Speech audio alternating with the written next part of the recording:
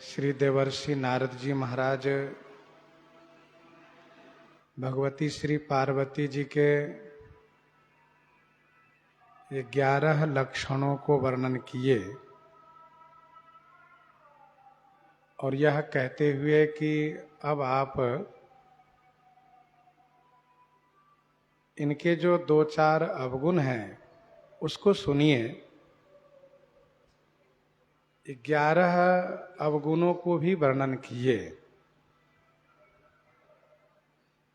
परंतु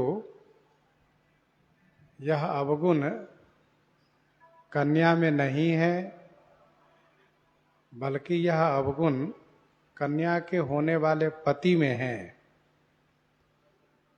और पति में होने के कारण यह अवगुण, यह दोष कन्या में भी माना जाएगा।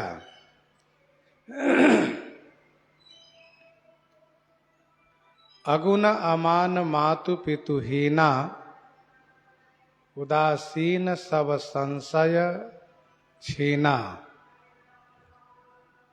जोगी जटिल अकाम मन, नगन अमंगल वेश, अस स्वामी यही कह मिलही, परिहस्त असी रेख। इनके हाथ में ऐसी रेखा पड़ी हुई है। सुनि मुनि गिरा सत्य जिय जानी, दुख दंपति उमा हरसानी, दुख दंपति उमा हरसानी। सुनि मुनि गिरा सत्य जिय जानी, दुख दंपति उमा हरसानी। मुनि की गिरा सुनकर जिए माने हृदय से उसे सत्य जान करके दंपति को दुख हुआ। दंपति अर्थात शैलराज हिमाचल और उनकी पत्नी श्री मैना जी को दुख हुआ तथा श्री उमा जी को प्रसन्नता हुई। उमा जी खुश हो गई।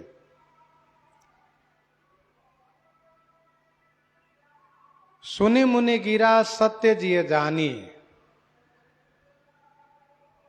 मुनि की वाणी सत्य है ऐसा हृदय से जान करके। देवर्षि नारद जी झूठ नहीं बोलते हैं। कोई एक देवता होते हैं और कोई ऋषि होते हैं। नारद जी दोनों हैं, देव और ऋषि, इसलिए इनका नाम है देवर्षि। देवता भी हैं और ऋषि भी हैं। ऋषि और देवता का अस्तित्व है सत्य में,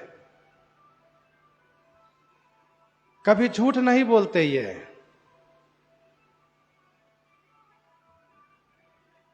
देवर्षि नारद जी ने जो कहा है तो वह सत्य होगा, क्योंकि इनका कहा हुआ कभी रद्द नहीं होता है, इसलिए ये नारद कहलाते हैं। दंपति को दुख हुआ, लेकिन श्री पार्वती जी को खुशी हो गई। दंपति को दुख इसलिए हुआ कि मेरी पुत्री जितनी सुंदर है, इनका पति उतना ही खराब है। श्री पार्वती जी को इसलिए खुशी हुई कि नारद जी ने जो जो लक्षण बताए हैं पति में, वह सारे लक्षण महादेव के हैं। तो महादेव के लक्षण है, इसलिए महादेव मुझे पति रूप में प्राप्त अवश्य होंगे।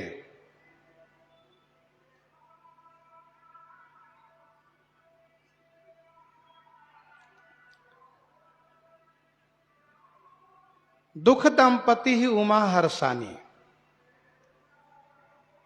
मेरी बेटी गुणखानी है और जो इनके पति होने वाले हैं वे अवगुण हैं, अगुण है। बेटी गुणखानी है, पति अगुण है।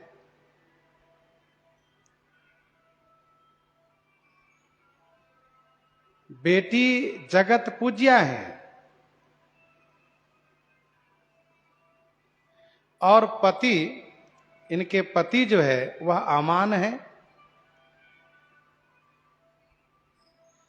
बेटी के माता पिता को जस मिलेगा, लेकिन इनके पति के माता पिता है ही नहीं। बेटी सुशील है और जमाता उदासीन है। बेटी सहज सुंदर है, इनके पति जोगी जटिल अमंगल वेश वाले हैं। बेटी सयानी है, इनके पति अकाम मन वाले संशय छीना है।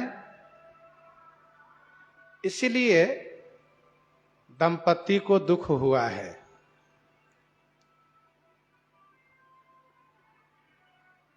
माता हमेशा चाहती हैं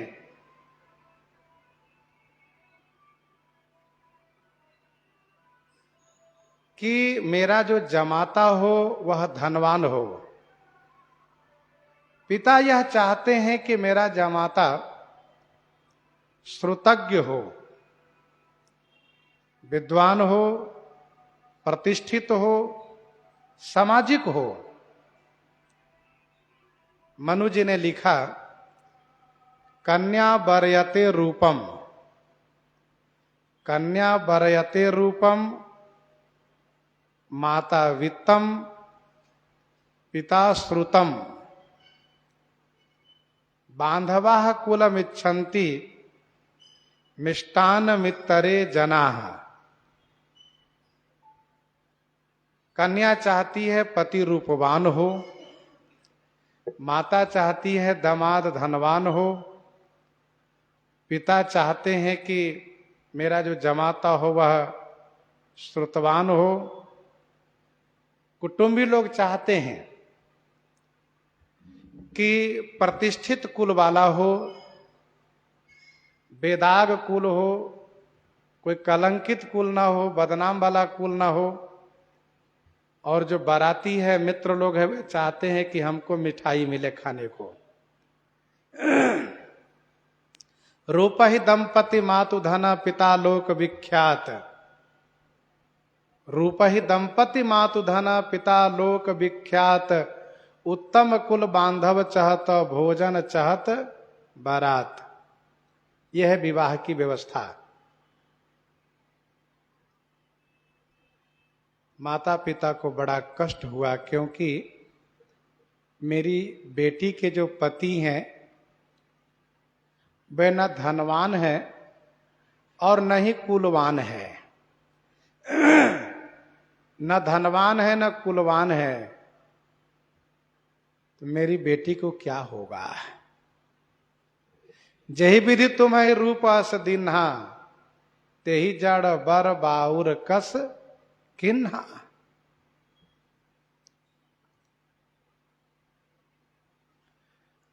अब कोई ये कहे कि अवगुण तो बर में है, कन्या में तो नहीं है। अवगुण जो है वह बर में है, दुल्हा में है, कन्या में तो नहीं है। तो इसमें कन्या के माता पिता को परेशान क्यों होना है? तो इसका उत्तर यह है कि और रिश्ते में जिनका जो गुण है, जिनका जो अवगुण है, उससे उस गुण अवगुण से वे मान अपमान पाएंगे, लेकिन जहां तक पति पत्नी का संबंध है उसमें चाहे वह कन्या में अवगुण हो चाहे वर में अवगुण हो, दोनों को बदनामी होती है, दोनों को अपजस होता है। वर का अवगुण कन्या में आ जाएगा, कहिए कैसे? अब वर के माता पिता नहीं है तो कन्या के दुल्हन के सास ससुर नहीं होंगे। जब उनके कुल में कोई है ही नहीं तो कहां से सास ससुर, कहां से ननद देवर, कोई है ही नहीं। और वर यदि अमंगल वेश वाला है तो कन्या की सुंदरता का कोई मतलब नहीं। वर में अमंगल है, वर अमंगल वेश वाला है तो कन्या की सुंदरता का कोई मतलब ही नहीं रहा। और इस बात की चर्चा अन्यत्र भी की गई है। गिरा मुखर तन अरध भवानी, गिरा मुखर तन अरध भवानी, रति अति दुखित तन पति जानी।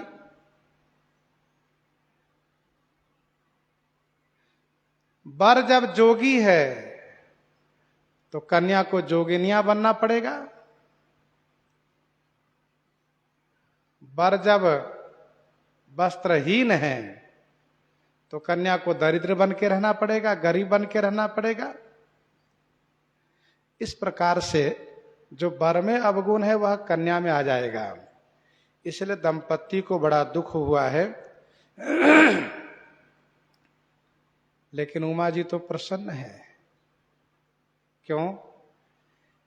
क्योंकि नारद जी की वाणी गूढ़ है। कहा मुनि बिहसी गूढ़। नारद जी जो अवगुण कह रहे हैं वह अवगुण प्राकृत जनों में तो अवगुण ही है, सांसारिक पुरुष में वह अवगुण ही है। यदि ये दोष उनमें है तो वह व्यक्ति किसी काम का नहीं है, बिल्कुल बेकाम है। लेकिन यह अवगुण मेरे स्वामी में है तो वह अवगुण अवगुण नहीं बल्कि वह गुण है। और इसलिए प्रसन्न हो गई। पार्वती मंगल 19 में गोस्वामी जी ने लिखा, पार्वती मंगल 19 में गोस्वामी जी ने लिखा, लखी नारद के नारदी, लखी नारद के नारदी उमही सुख भाउर।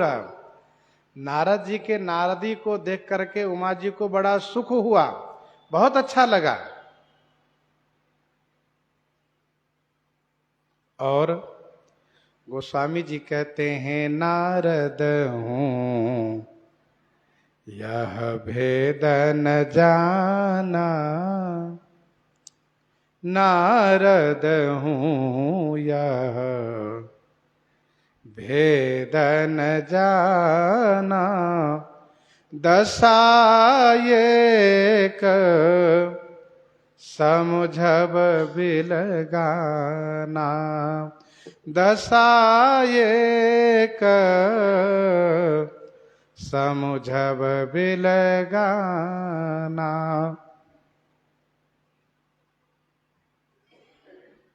नारद हूं यह भेद न जाना। देवर्षि नारद जी भी इस भेद को नहीं जान पाए। क्यों? कहा दशा एक है, दशा एक है और समझब बिलगाना और समझना अलग अलग है। दशा एक है, समझना अलग अलग है।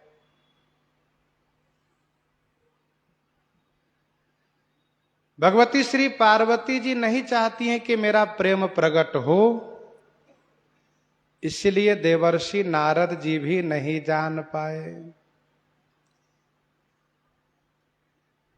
गोस्वामी जी आगे कहेंगे, जाने कुअवसर प्रीति दुराई।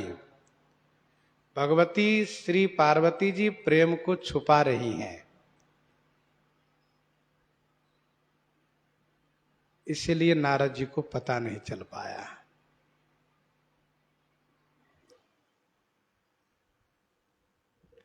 दशा एक समझब बिलगाना, दशा एक जैसी है। जो दशा दंपति की है वही दशा श्री उमा जी की है।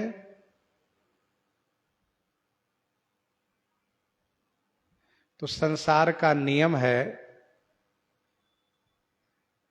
अपनों को दुख देख करके, अपनों को दुख देख करके अपने को भी दुख प्राप्त हो जाता है। और खास करके बच्चे लोग माता पिता को दुखी देख करके वे दुखी हो जाते हैं। माँ रो रही हो, पिताजी रो रहे हो तो बच्चे रोने लगते हैं। बच्चे से पूछो क्यों रो रहे हो, तो वे कहते हैं देखते नहीं मेरे माता पिता रो रहे हैं। उसको ये भी नहीं पता है कि वे क्यों रो रहे हैं, रोना शुरू कर दिए। तो अपनों के दुख से अपने को भी प्राप्त होता है। सोबत प्रभु निहारी निसाधु, सोबत प्रभु निहारी निसाधु, भयो प्रेम बस हृदय विषादु। तो वैसे ही जो कष्ट, जो दशा दंपति की है वही दशा श्री उमा जी की है।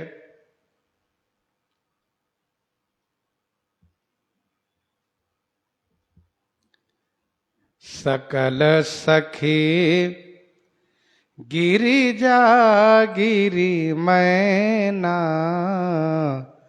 सकल सखी गिरिजा गिरी मैना,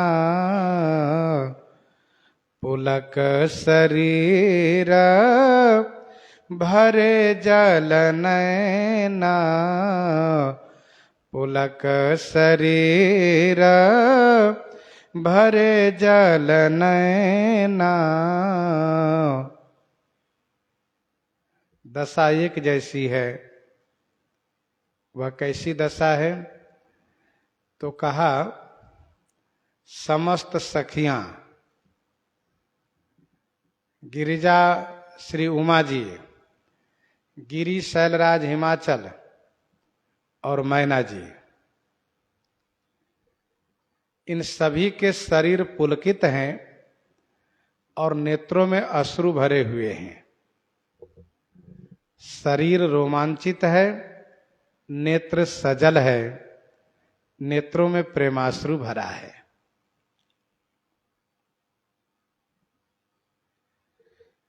गोस्वामी जी महाराज यहां पर मैना जी का नाम लिए हैं।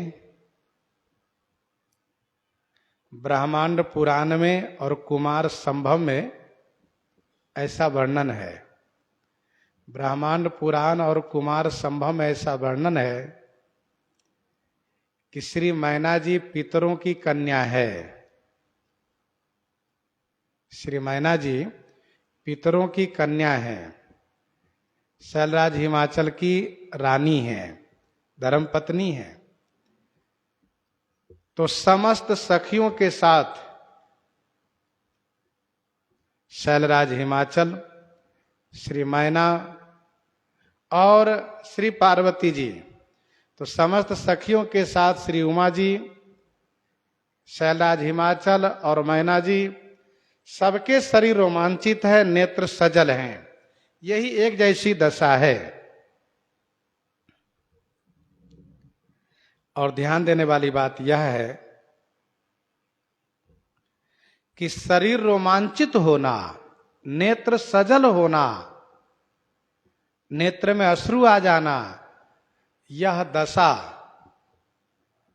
दुखी में भी होती है और यह दशा सुखी में भी होती है। दुखी होने पर भी यह दशा होती है और सुखी होने पर भी यह दशा होती है। सुख और दुख दोनों में ऐसी दशा होती है। पहचान क्या है? कहा पहचान यह है कि दुख के अश्रु गर्म होता है, दुख में आंसू गर्म होता है और सुख में आंसू ठंडा होता है। लेकिन ऐसी स्थिति में कोई आंसू छूने नहीं जाता है।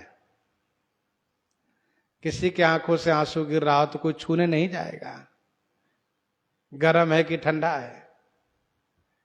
एक पहचान के लिए ऐसा बताया गया है। हाँ, व्यक्ति यदि सुखी हो, आह्लादित हो, आनंदित हो, तो उसको स्वयं को अनुभव होता है कि वह आंसू ठंडा निकल रहा है। वह व्यक्ति दुखी हो तो उसका आंसू गर्म निकलता है। दशा दोनों की एक जैसी है। जैसे कही प्रणाम कछु कहा न लिए, कही प्रणाम कछु कहा न लिए, सिए भाई शिथिल स्नेह।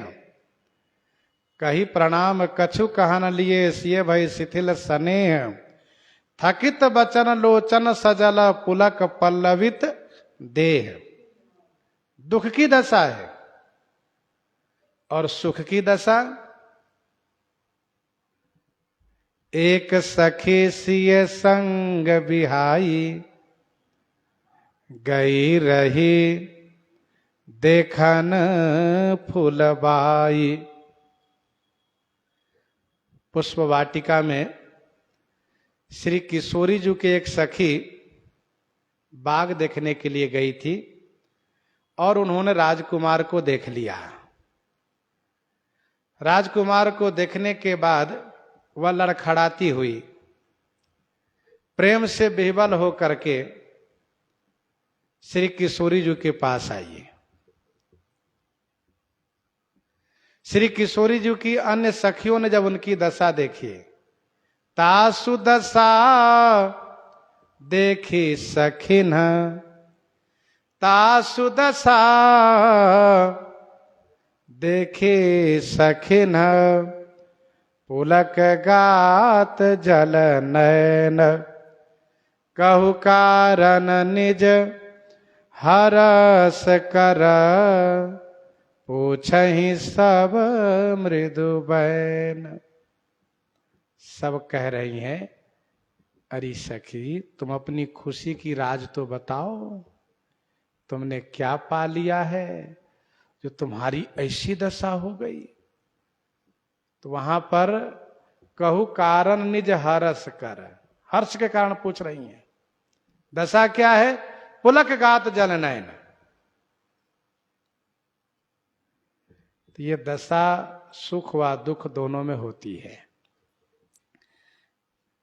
श्री पार्वती जी में सुख की दशा है, हर्ष की दशा है, और सखियों में तथा दंपत्ति में दुख की दशा है। इसलिए देवर्षि नारद जी समझ नहीं पाए, जान नहीं पाए।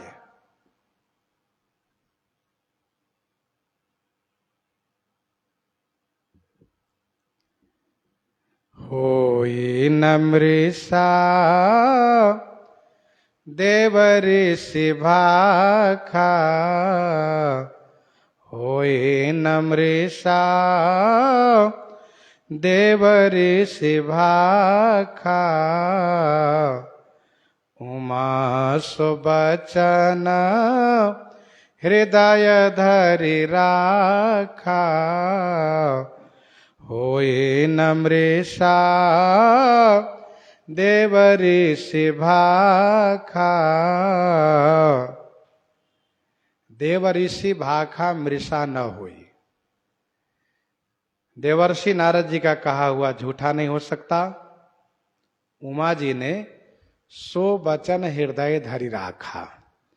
उमा जी ने सो वचन माने उस वचन को हृदय में बड़ी दृढ़ता के साथ धारण कर लिया। श्री पार्वती जी ने नारद जी को गुरु जी मान लिया है। गुरु जी मानने का कारण यह भी बना कि नारद जी ने साधना के लिए, तपस्या के लिए प्रेरित किया है और गंभीर वाणी में, गूढ़ वाणी में भगवान शिव के लक्षण को कहा है। इसलिए श्री पार्वती जी ने इनको गुरु जी मान लिया है, क्योंकि गुरु जी की कृपा के बिना भगवान की प्राप्ति नहीं होती है। गुरु जी की कृपा के बिना भगवान की प्राप्ति नहीं होती है। भगवान की प्राप्ति करने के लिए गुरु जी के वचन पर निष्ठा होनी चाहिए, विश्वास होना चाहिए। और इसीलिए श्री पार्वती जी ने सप्तऋषियों से कहा कि गुरु के वचन प्रतीति न जेहि, गुरु के वचन प्रतीति न जेहि, सपने हूं सुगम न सुख सिद्धि तेहि, सपने हूं सुगम न सुख सिद्धि तेहि। इस प्रकार से कहा। नारद बचन न मैं परिहरऊं, बसऊ भवन उजरऊ नहीं डरऊं। ये विश्वास है।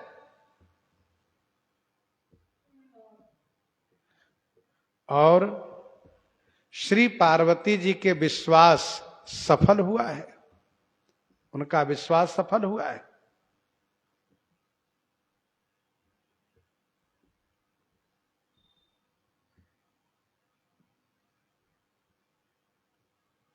श्री पार्वती जी के मन में विश्वास हो गया है अभी से ही। उपजे शिव पद कमल स्नेहु, मिलन कठिन मन भासन देहु। उपजेउ शिव पद कमल स्नेहु, मिलन कठिन मन भासन देहु। शिवपद कमल स्नेहु उपजेहु, भगवान शिव के चरण कमल में स्नेह उत्पन्न हुआ।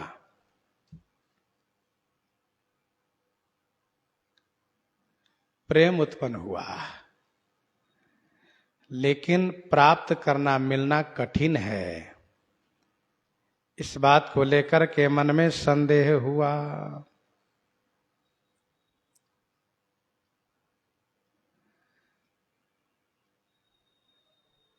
प्रारंभ में ही स्नेह उत्पन्न होना, इसी को सहजा अनुराग कहा जाता है, स्वाभाविक प्रेम कहा जाता है।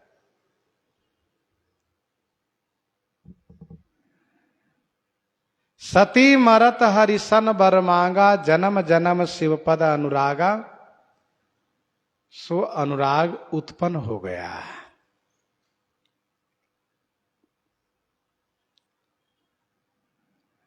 और शास्त्र कहता है, भगवती श्री किशोरी जी का यह वाक्य है कि जेहि के जेहि पर सत्य स्नेहु, जेहि के जेहि पर सत्य स्नेहु, सो तेहि मिलहि न कछु संदेहु।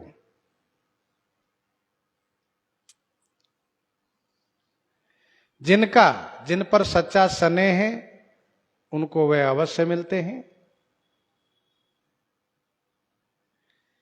स्नेह तो अभी उत्पन्न हुआ, लेकिन मिलना कठिन है। इसी बात को मन में संदेह हो गया। जो बहुत खुशी थी वह खुशी कुछ कम हुई, घटी। क्योंकि दुराराध्य पे आहि महेशु, दुराराध्य पे आहि महेशु, आशुतोष पुण्य किए कलेशु।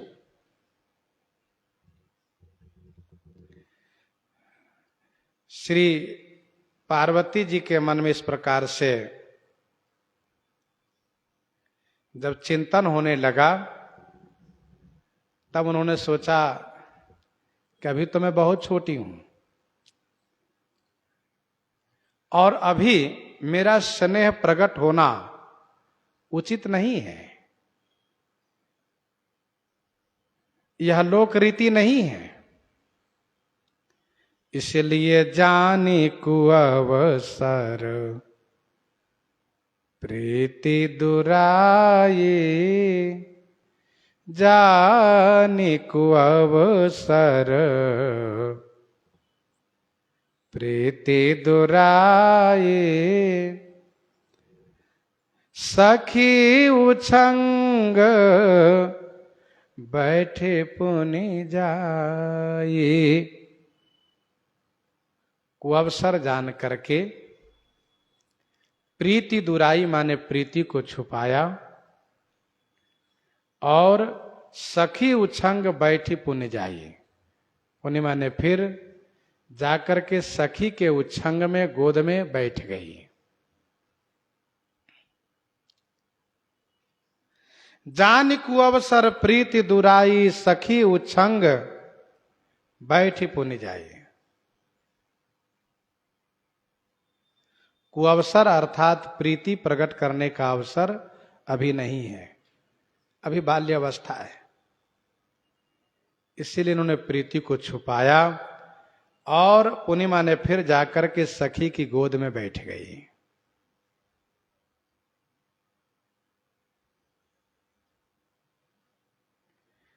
शैलराज ने सुता बोली मेली मुनि चरना, यही थी जब नारद जी ने इनके गुण दोषों को कहा तो सबकी दशा एक जैसी हो गई। श्री पार्वती जी ने अपने प्रेम को छुपा करके जाकर के सखी की गोद में बैठ गई। गोस्वामी जी कहते हैं झूठे न होई, झूठे न होई, देवरे शिवानी, सोचहि दंपति, सखी सयानी, सोचहि दंपति, सखी सयानी, झूठी न होई, देवरी शिवानी।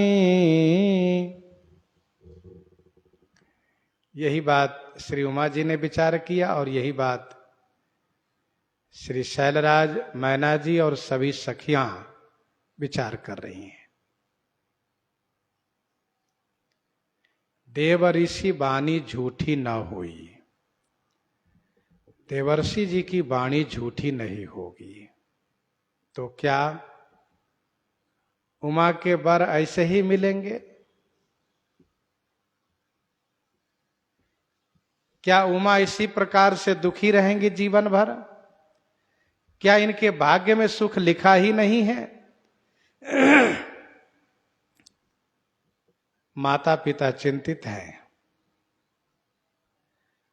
जो सयानी सखी हैं, जो बड़ी सखी हैं, वहां छोटी सखी भी हैं। जो मुग्धा है, जो सम वयस के सखी हैं, मध्या है, वो भी हैं, लेकिन अभी ये सब छोटी हैं, इसलिए इन लोगों को उतना अनुभव नहीं है। जो सयानी सखी हैं, बड़ी हैं, वह बड़ी वे भी हैं जिनकी शादी हो चुकी है, वे इस बात को जानती हैं कि कन्या के पति यदि अच्छे नहीं हुए, कन्या के वर अच्छे नहीं हुए, न धनवान हुए न कुलवान हुए, तो कन्या का जीवन बड़ा दुखमय हो जाता है। सब चिंतित है।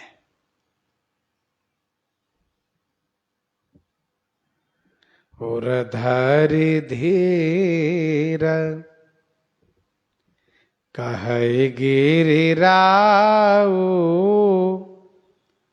और धरि धीर कहै गिरिराऊ, कहु नाथ का करिए उपाय कहु नाथ का, करिए उपाय।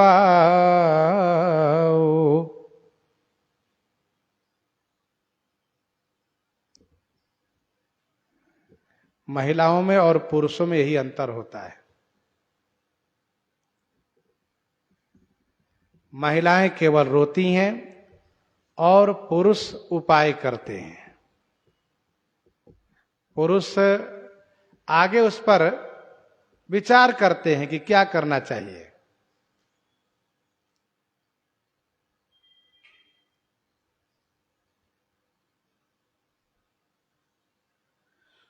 उरधरि धीर कहै गिरिराऊ, शैलराज ने हृदय में धारण किया,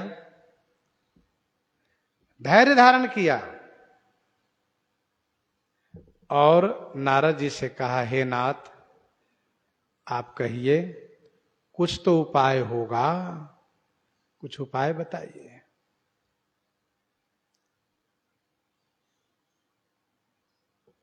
धर्मशास्त्र कहता है कि संकट के समय में धैर्य धारण करना चाहिए। अधीर बने रहने से काम नहीं बनता है, धैर्य धारण करने से ही काम बनता है।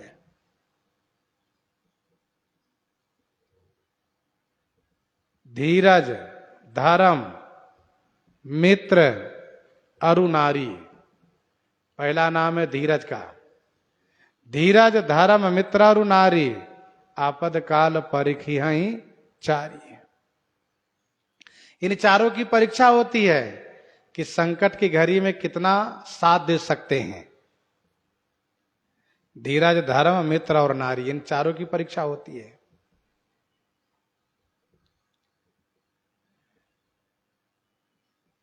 पुरुषों की प्रकृति में यह स्वाभाविक गुण है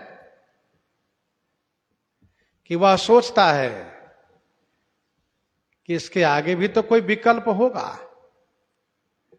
कोई उपाय होगा, कोई ना कोई रास्ता होगा। केवल रोने से काम नहीं बनेगा। द्वावली 447 में गोस्वामी जी ने लिखा, द्वावली 447 में, तुलसी असमय के सखा धीरज धर्म विवेक, तुलसी असमय के सखा धीरज धर्म विवेक। यह असमय के सखा है। तो शैलराज हिमाचल ने धैर्य धारण किया और पूछा। उनके मन में यह बात आई कि अभी नारद जी यहां उपस्थित हैं, यदि इनकी जानकारी में कोई उपाय होगा तो बताएंगे, फिर उस उपाय को हम करेंगे। और यदि ये नहीं बताएंगे तो हम और उपाय खोजेंगे कहीं। कुछ तो करना चाहिए। बैठे रहने से अच्छा है, शोक करने से अच्छा है कि कुछ उपाय करें, कुछ आगे के लिए सोचें, आगे का क्या कर्तव्य है। नारद जी ने क्या कहा वो भी सुन लीजिए। कह मुनीस हिमवंत सुनो, जो विधि लिखा लीलार, देवदनुज नर नाग मुनि, को न मेट निहार, को न मेट निहार। मुनीस माने मुनि श्रेष्ठ। देवर्षि जी ने कहा, हे हिमवंत, हे शैलराज हिमाचल, सुनिए, विधि ने जो लीलार में लिख दिया है ना, विधना ने जो भाल में लिख दिया है, उसको देव, स्वर्गवासी, दनुज नाग पातालवासी, नर मुनि भूलोकवासी, देव दनुज नर नाग मुनि, कौन मेट निहार, कोई मेटने वाला नहीं है।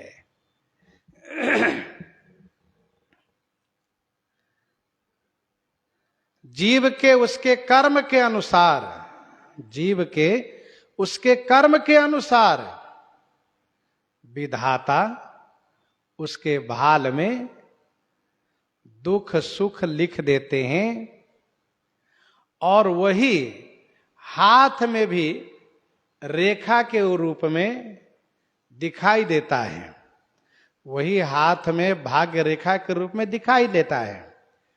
भाल वाला कोई पढ़ नहीं पाते, हाथ वाली रेखा को हर कोई पढ़ते हैं ज्योतिषी लोग।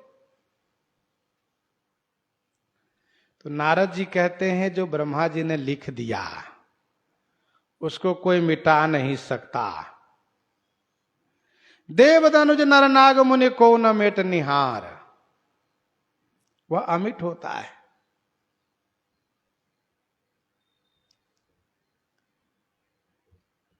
विधाता उसके कर्म के अनुसार लिखते हैं। लिखने वाले को विधना भी कहा जाता है। श्री चाणक्य जी ने लिखा नीति दर्पण में, आयु कर्म च वित्तं च, आयु कर्म च वित्तं च विद्या निधनमेव च, आयु कर्म च वित्तं च विद्या निधनमेव च, पंचैतानि सृज्यन्ते गर्भस्थस्यैव देहिनः। ये पांचों चीज गर्भ में लिख दिए जाते हैं। वैसे लोक प्रसिद्धि है, कभी कभी ऐसा भी सुना जाता है कि छठी रात में लिखा जाता है। और वैसे चाणक्य ने कहा कि गर्भ में ही लिखा जाता है। आयु, कितने वर्ष की आयु होगी, कितने वर्ष ये जीवित रहेंगे, वह लिखा जाता है। कर्म, कितना कर्म इनको भोगना होगा। दूसरा, वित्त, वित्त माने धन, कितना धन प्राप्त होगा, यह लिखा जाता है। विद्या कितनी होगी, यह लिखा जाता है। और मृत्यु कब और कहां होगी, ये लिख दिए जाते हैं।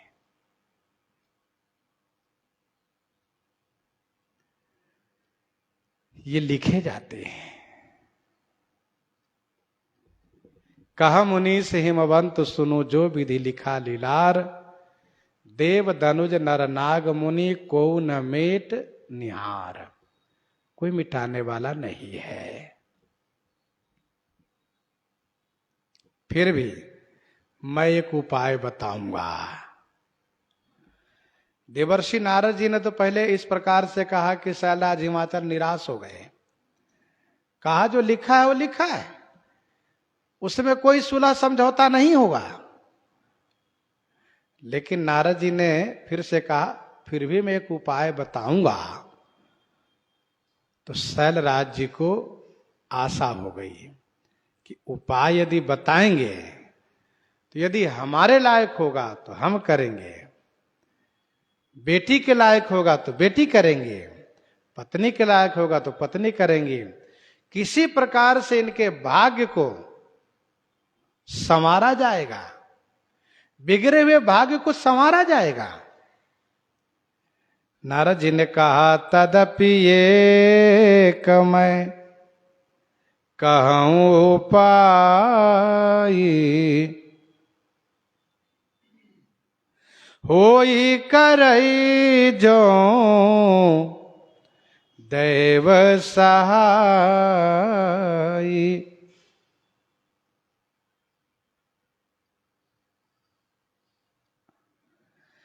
तदपि एक मैं कहूं उपाय।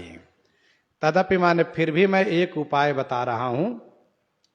जो दैव सहाय होई तो करई,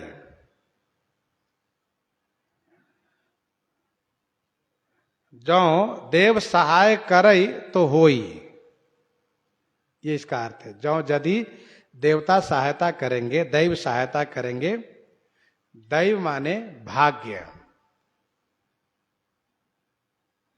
पूर्व जन्म कृतम कर्म तदैवमिति कथ्यते। पूर्व जन्म कृतम कर्म तदैव मिति कथ्यते, अर्थात भाग्य यदि साथ दिया तो बात बन जाएगी शैलराज। ऐसा कहां? देखो भाई, माना कि भाग्य में जो लिखा है वह तो मिलेगा, लेकिन इसका मतलब यह नहीं कि केवल भाग्य के भरोसे ही पड़े रहें। पुरुषार्थ करना चाहिए, कर्म करना चाहिए। ना केवल पुरुषार्थ से बात बनेगी और ना केवल भाग्य से बात बनेगी। बात बनेगी दोनों से, पुरुषार्थ और प्रारब्ध, पुरुषार्थ और भाग्य दोनों से बात बनेगी। गाड़ी एक पहिया से नहीं चलेगी, गाड़ी चलाने के लिए दोनों पहिए चाहिए। सौरज धीरज तहि रथ चाका। तो न केवल पुरुषार्थ के भरोसे रहें और न केवल भाग्य के भरोसे रहें। फिर कहा भाग्य के भरोसे रहेंगे तो भाग्य को कोसते रहेंगे, मेरे भाग्य में नहीं, क्या करें, पड़े हैं। दूसरा व्यक्ति कहता है, रे मूर्ख, बिना हाथ पांव हिलाए भोजन भी नहीं होता है। भोजन करने के लिए हाथ हिलाना पड़ता है। ये बताओ, तुम्हारे भाग्य में भोजन है ना, लेकिन उसके लिए हाथ से उठाओगे तब भोजन खाओगे। अब कहो नहीं कि हमारे भाग्य में है, नहीं है भोजन, पड़े रहो तो भूखे मरो। हां, हाथ से उठाओ और फिर यदि कोई कारण बनता हो, भोजन नहीं खा पाते हो, तो ये मान के संतोष करो कि मेरे भाग्य का नहीं है। मान लो भोजन उठाया और पास में लाया तो पता चला इसमें कुछ ऐसी चीज है कि नहीं खाना चाहिए, छोड़ दिया, तो समझ में आए कि हमारे भाग्य का नहीं है। और पहले से कह दो हमारे भाग्य का नहीं, हमारे भाग्य का नहीं है, ये तो नासमझी वाली बात है। कादर मन कह एक धारा, दैव दैव आलसी पुकारा। इसलिए कायर न बन करके पुरुषार्थी होना चाहिए। भाग्य अमिट है, लेकिन उस भाग्य को मिटाने की व्यवस्था भी बताई गई है शास्त्र में। जैसे भगवान शंकर कृपा कर देंगे तो भाग्य रेखा मिटेगी, भाव्य मिट सके त्रिपुरारी। गुरु श्री वशिष्ठ जी जैसे महापुरुष भजनानंदी संत कृपा कर देंगे तो सो गोसाई विधि गति जही छे की, सकई कुटारी टेक जो टेकी।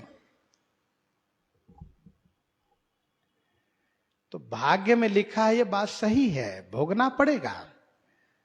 अवश्यमेव भोक्तव्यम कृतम कर्म शुभाशुभम। परंतु इसका मतलब यह नहीं कि कुछ करो ही नहीं, पुरुषार्थ ही ना करो, ये तो गलत बात है।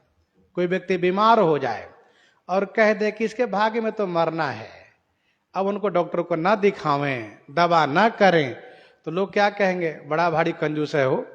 बताओ, पैसा खर्चा ना हो इसलिए डॉक्टर के पास नहीं गए, दवा नहीं कराए, मर गए, यही कहेंगे। और यदि डॉक्टर के पास गए, दवा कराए, फिर मर गए, तो कहेंगे देखो इसके भाग्य में जीना नहीं था, ये बेचारे को बहुत दवाई कराया गया लेकिन ये चला गया, भगवान की यही इच्छा थी, इसके भाग्य में इतनी दिन की आयु थी, यही कहते हैं। और यदि कुछ नहीं किए होते तो ऐसा नहीं कहते कि देखो मार दिया इसको, हाँ, डॉक्टर को ना दिखा के मार दिया, दवाई नहीं कराया, मार दिया इसको, ये लोक रीति है। तो कहने का भाव यह है कि हमारे भाग्य में क्या है ये हम स्वयं निर्णय नहीं कर सकते। ये निर्णय तब होता है, कब, जब हम पुरुषार्थ करते हैं, मेहनत करते हैं, और फिर यदि हमें वह लक्ष्य प्राप्त नहीं होता है तब हम यह मान के संतोष करते कि हमारे भाग्य में नहीं है। विद्यालय में सब पढ़ने जाते हैं और सभी उसमें नौकरी ही नहीं पा जाते, सब अधिकारी नहीं बन जाते, लेकिन पढ़ना सबका कर्तव्य है। वैसे ही सत्कर्म करना, पुरुषार्थ करना सबका दायित्व है, उसकी जिम्मेदारी है। नारद जी कहते तदपि एक मैं कहूं उपाय होई करई जो देव सहायक। यदि देव सहायक हुए तो हो जाएगी बात, मतलब आपकी बेटी का भाग्य बदलेगा। वैराग्य संदीपनी 5 में गोस्वामी जी ने लिखा, वैराग्य संदीपनी 5 में गोस्वामी जी ने लिखा, तुलसी यह तन खेत है, तुलसी यह तन खेत है, मन वच कर्म किसान, पाप पुण्य जो द्वे बीज हैं, पाप पुण्य द्वे बीज हैं, बवई सो लवई निदान।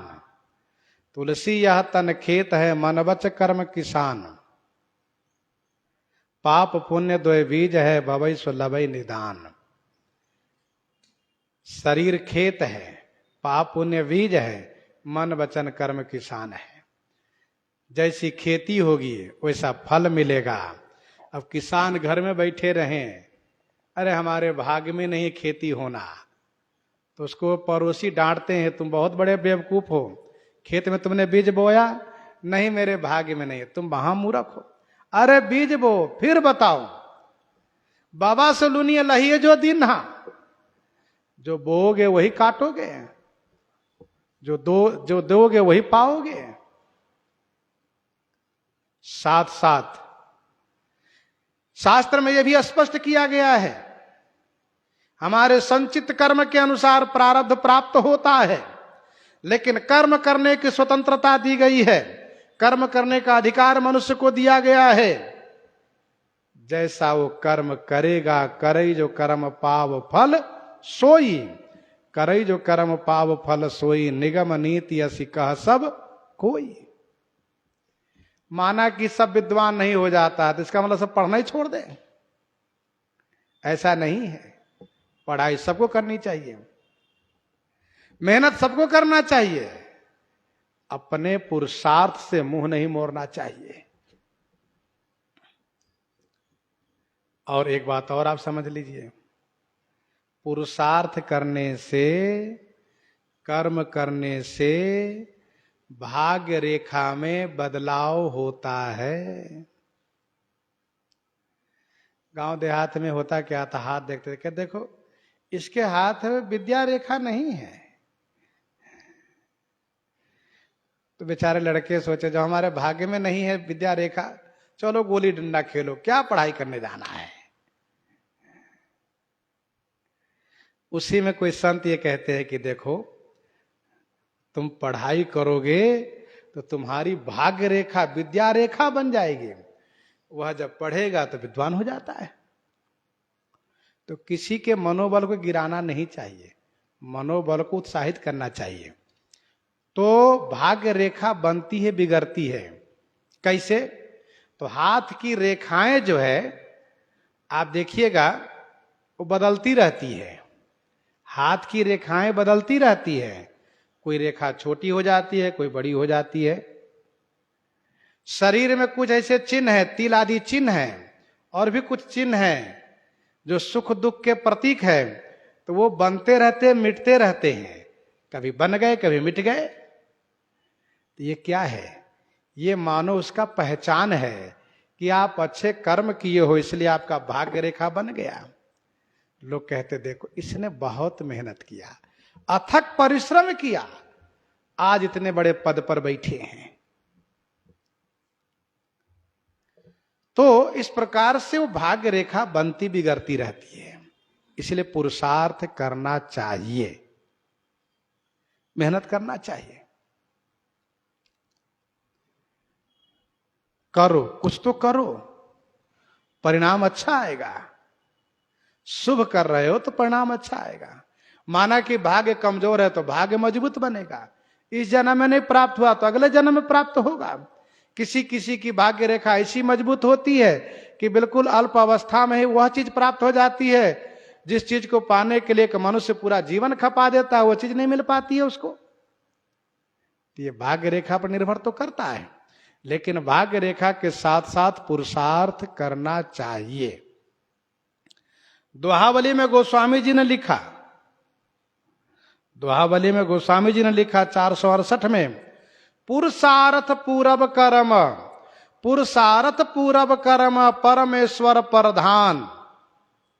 पुरुषार्थ पूरब कर्म परमेश्वर प्रधान। तो पुरुषार्थ भी हो, पूरब कर्म भी हो, और परमेश्वर की प्रधानता होनी चाहिए। तुलसी पैरत सरित जो सब ही काज अनुमान।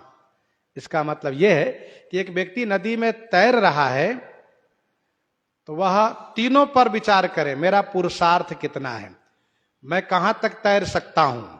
पुरुषार्थ, पूरब कर्म, मेरा कर्म कैसा है, ये भी ध्यान देना चाहिए, और भगवान की क्या इच्छा है। मान लो तैरने में पुरुषार्थ ठीक है, लेकिन पूरब कर्म सही नहीं है, तो पता चला नदी में कोई जल जंतु पकड़ लिया, क्या करोगे। इसलिए पुरुषार्थ पूरब कर्म परमेश्वर प्रधान। दोहावली में गोस्वामी जी ने कहा भगवान की प्रधानता दो और पूरब कर्म को ध्यान में रखते हुए पुरुषार्थ करो, ये बात कही जा रही है। तो यहां पर केवल भाग्य के भरोसे रहने की बात नहीं कही जा रही है, पुरुषार्थ करने की बात कही जा रही है। क्योंकि साधन धाम मोक्ष कर द्वारा, साधन धाम मोक्ष कर द्वारा, पाई न जेहि पर लोक संवारा, पाई न जेहि पर लोक संवारा, सो परत्र दुख पावई, सिर धोने धोने पछिताई, काल ही कर्म ही ईश्वर ही, मिथ्या दोष लगाई। ये मानव शरीर साधन का धाम है, साधना करिए, साधना ही आपकी तपस्या होगी, और तपस्या से ही, साधना से ही आपकी भाग्य रेखा में बदलाव होगा। हाँ, बिल्कुल प्रबल प्रारब्ध है, उसको तो भोगना पड़ेगा, इसमें कोई संदेह नहीं है, लेकिन सामान्य प्रारब्ध में थोड़ा उसका आगे पीछे किया जाएगा, इसलिए साधना करनी चाहिए। नारद जी कहते हैं जस बर मैं बर नेऊ तुम पाही, मिलहि उमहि तस संशय नाही, जस बर मैं बर नेऊ तुम पाही, जैसा बर मैंने तुम पाही माने आपसे वर्णन किया है, मिलहि उमहि तस संशय नाही, उमहि उमा जी को वह वर मिलेंगे, इसमें कोई संशय नहीं है। मिलहि उमहि तस संशय नाही, मैंने जो वर कहा वर तो वही मिलेंगे, वैसे ही मिलेंगे, इसमें कोई संशय नहीं है। लेकिन जे जे बर के, जे जे बर के दोष बखाने, ते सब शिव पहि मैं अनुमाने, ते सब शिव पहि मैं अनुमाने। मैंने बर के बारे में जो जो दोष कहा है, मैंने बर के बारे में जो जो दोष कहा है, वे सब शिव जी के पास है, ऐसा मैंने अनुमान किया है। शैलराज, एक बात बताऊं, यही दोष शिव जी में गुणकारी है। और यदि आपकी बेटी के पति शिव जी हो गए तो समझ लो भाग्य बदल गया, बात बढ़िया बन गई। जौ विवाह शंकर सन होई, 200 गुण सम कह सब कोई। जौ विवाह शंकर सन होई, जौ यदि श्री शंकर जी से विवाह हो गया, यदि श्री शंकर जी से विवाह हो गया इनका, तो सब कोई कहेंगे दोष भी गुण है, 200 गुण सम कह सब कोई।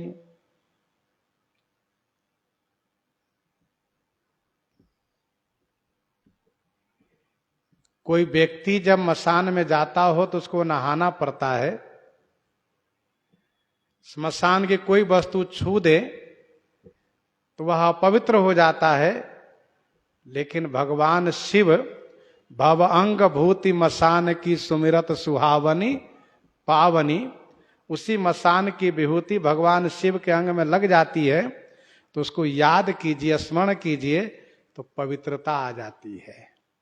इसलिए 200 गुण सम कह सब कोई।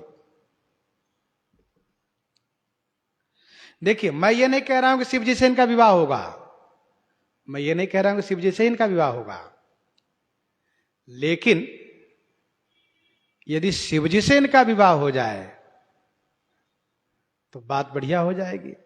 अच्छा, कल हम लोग चर्चा कर रहे थे कि शैलराज का जन्म भगवान शिव के शरीर से हुआ है, शिव भक्त हैं, और शिव जी से अपनी बेटी की शादी वाली बात बन जाती है, तो इससे बड़ी प्रसन्नता की और क्या बात होगी? इससे बड़ी प्रसन्नता की कौन सी बात होगी? जौ विवाह शंकर सन होई, 200 गुण सम कह सब कोई। ऐसा कहने के बाद नारद जी महाराज अब वह बात कहने जा रहे हैं कि जो सामान्य जन में दोष है वही विशेष जन में महापुरुष में गुण होता है, क्योंकि उनमें दोषों को पचाने की क्षमता होती है। समरथ कहूं नहीं दोष गोसाई, रवि पावक सुरसरी की नाई। तो नारद जी महाराज आगे इस संदर्भ में इस बात की पुष्टि के लिए कई उदाहरण दे रहे हैं। सूर्य भगवान, अग्निदेव और गंगा जी तथा विष्णु भगवान, इन सब का उदाहरण दे रहे हैं। सो श्रवण हम लोग आगे करेंगे। प्रसंग को यहीं पर हृदयांगम करते हुए आइए श्रवण करते हैं श्री भक्तमाल जी से।